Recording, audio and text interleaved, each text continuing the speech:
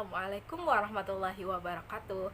Halo semuanya, perkenalkan nama saya Hafifa dengan nomor induk mahasiswa 181116237.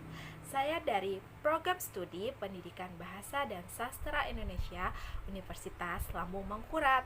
Nah, jadi di video kali ini seperti biasanya untuk memenuhi tugas dari mata kuliah pembelajaran membaca. Namun agak sedikit berbeda dari biasanya karena pada video kali ini saya ditantang oleh Ibu Cahaya untuk menutup mata saya menggunakan kain, tapi ini saya menggunakan masker kain ya, jadi agak mudah dipasangnya nanti. Dan kemudian saya akan memaparkan semua pembelajaran yang telah saya pelajari dari mata kuliah pembelajaran membaca. Mau tahu? Tunggu ya, saya akan tutup mata saya dulu. Nah, saya sudah menutup mata saya dan langsung saja pembelajaran yang saya ingat yang pertama adalah konsep membaca. Membaca merupakan suatu cara untuk memperoleh informasi dari suatu tulisan berupa pengendalan simbol-simbol kemudian disusun menjadi sebuah bahasa. Selanjutnya adalah tujuan membaca. Dari penjelasan Ibu pada minggu-minggu terdahulu, saya dapat menangkap ada 3 tujuan membaca. Yang pertama adalah untuk belajar. Sangat-sangat diperlukan sekali bagi pembelajar seperti saya, yaitu mahasiswa, untuk membaca. Karena dari membaca, kita dapat memperoleh informasi yang sebelumnya kita tidak tahu.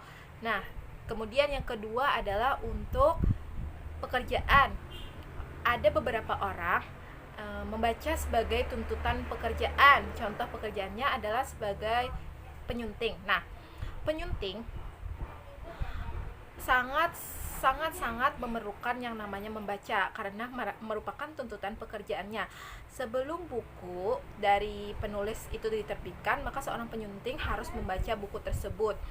Nah, yang terakhir adalah untuk kesenangan.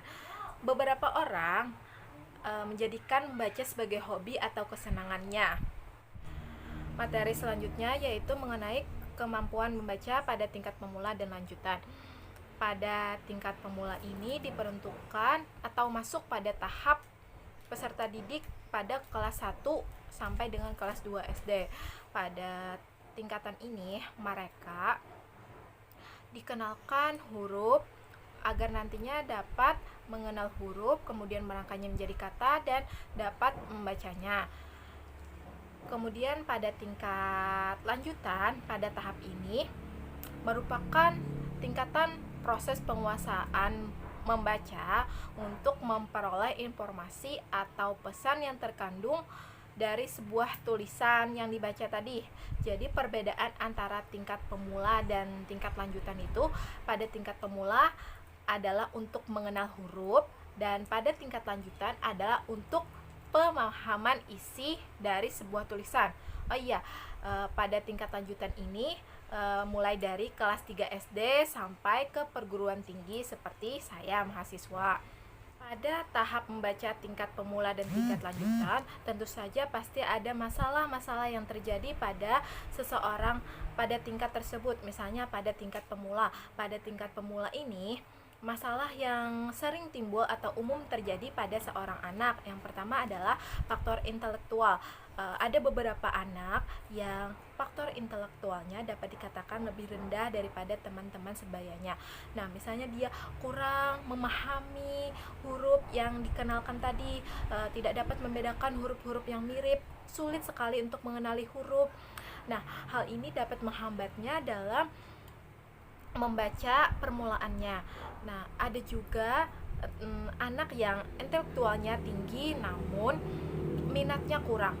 Nah, dari sini kita harus mencari tahu bagaimana menghadapi permasalahan tersebut atau mencari solusinya agar membaca permulaannya menjadi lebih baik. Nah, untuk faktor intelektual tadi, kita harus sering-sering melatih anak tersebut untuk membaca agar dia ingat dengan huruf dan mampu membedakan atau mengenali huruf-huruf yang akan dibacanya.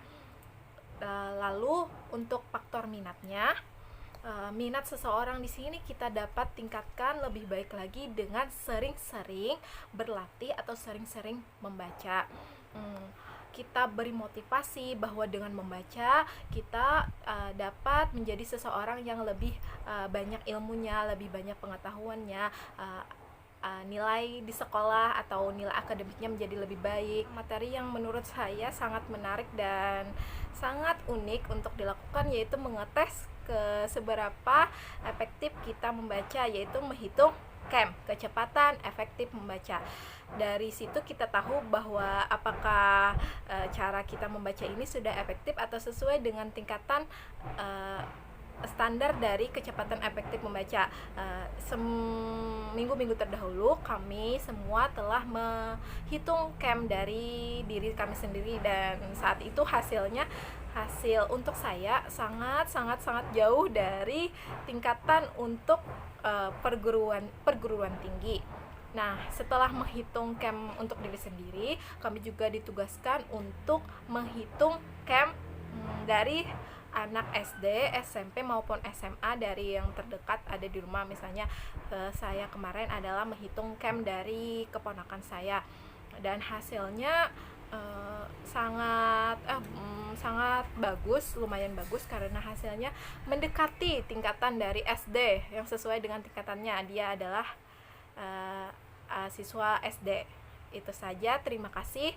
Wassalamualaikum warahmatullahi wabarakatuh.